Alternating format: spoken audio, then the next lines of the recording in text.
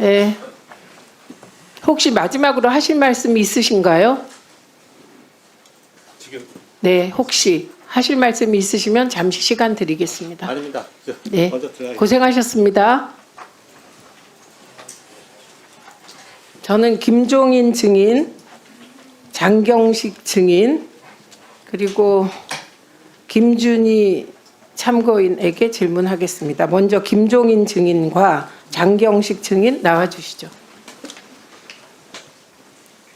화면 띄우시죠.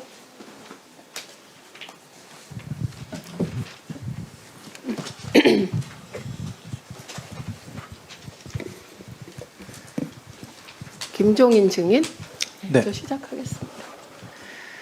류일임의 동생 류희목이 2023년 9월 5일 JTBC 뉴스룸에 대해 민원을 낸 사실을 확인했죠? 네, 그렇습니다. 이 카톡 보이시죠? 네, 네, 당사자죠? 제가 확실하게 기억이 나질 않습니다. JTBC 뉴스룸 민원인 관련 보고라는 보고서 작성했죠?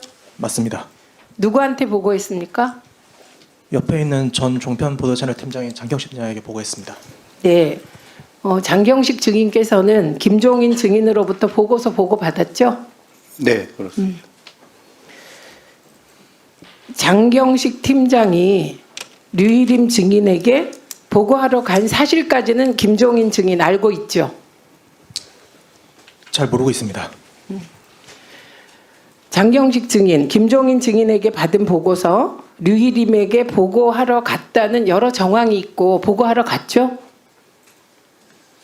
류일임 위원장에게 보고했습니까? 네, 보고했습니다. 김종인 증인 네. 보고했다는데요. 그리고 그 보고한다는 사실을 김종인 증인에게 혹시 얘기하셨습니까? 혹시? 그때 상황을 제가 좀 말씀드리겠습니다. 아마 네. 직원 입장이어서 얘기하기가 곤란할 것 같습니다. 네, 제가 여쭤볼게요. 보고하러 갔다 와서 장경식 증인이 다른 사람들에게 예, 위원장이 잘 찾았다고 극찬했다라고 말씀하신 일이 있습니까? 그게 누군지 모르지만 네, 그런 얘기를 한 적이 있습니까? 네, 맞습니다. 네.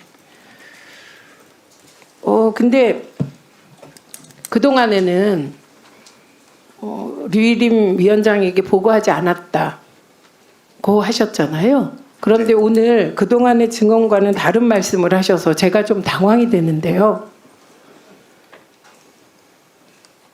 여러 차례 과방에서 보고한 적 없다고 하셨는데 갑자기 증언을 바꾸시게 된 혹시 이유가 있을까요? 그 작년 6월, 7월, 9월, 10월 총 5차례 현안 질의하고 청문회 등을 통해서 이렇게 진술을 하게 되었는데요. 그 사실과 다른 내용을 위원님들께 말씀드리면서 그 양심의 가책과 심적 고통을 많이 겪었습니다. 그래서 있는 사실은 있는 사실대로 이렇게 말씀드리는 게 맞겠다 싶었고요. 수사기간 이전에 과방에서 제가 잘못된 진술을 했기 때문에 여기에서 번복하는 것이 맞다고 생각하였습니다. 그 류일임 위원장이 장경식 단장 과거 장경식 단장이 권익위 조사에서 류일임에게 보고하지 않았다라고 진술한 뒤 장경식 단장에게 류일임 위원장이 고맙다, 잘 챙겨주겠다라고 2차례 말한 일은 있습니까? 네, 미안하다 이런 말씀도 같이 하셨습니다. 박정영 감사실장 계십니까? 예. 지금 들으셨죠? 예. 네, 재조사하세요. 관련 사건 재조사하세요. 들어가세요. 재조사 필요성이 제기되고 있지 않습니까? 그냥 답변하십시오. 재조사할 필요성이 생긴 거죠, 지금 이 제가 순간. 알기로는 이 신청을 관련해서 권익위에 저희가 조사 결과는 통보했고요. 권익위에 이 신청을 한 것으로 알고 있습니다. 권익위에서 나 조사가 이루어질 거라고 잠깐만요. 생각하고요. 방심위 차원에 조사하십시오. 방심위도 일하라고요, 감사실장님. 네, 관련 법과 규정에 따라서 검토해 보겠습니다. 네, 오늘 완전히 다른 증언이 나왔기 때문에 하셔야 됩니다. 김종인 증인은 들어가셔도 좋고요. 예. 구글 부사장 면담 관련해서 몇 말씀 여쭙겠습니다. 네. 류일인과 함께 미국을 방문해서 마컴 에릭슨 구글 부사장을 만난 적 있죠? 네. 네, 근데 그 부사장이 불법 유해 유튜브 콘텐츠를 신속 삭제 차단하겠다고 약속한 적이 있습니까?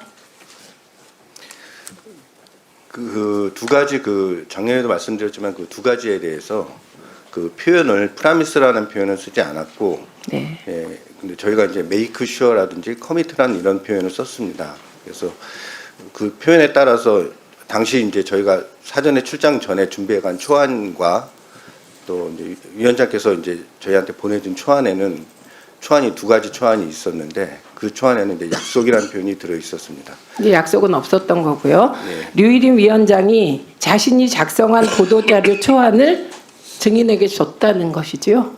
네. 네.